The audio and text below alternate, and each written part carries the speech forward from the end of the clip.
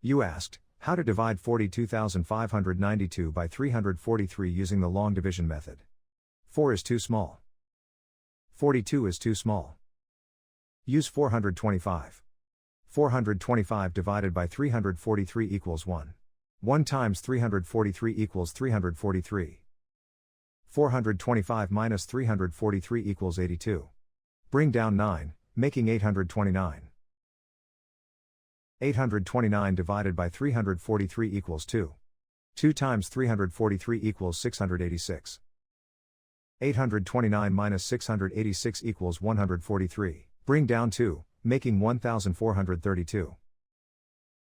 1432 divided by 343 equals 4. 4 times 343 equals 1372. 1432 minus 1372 equals 60. The remainder is 60. The final result is 124 remainder 60.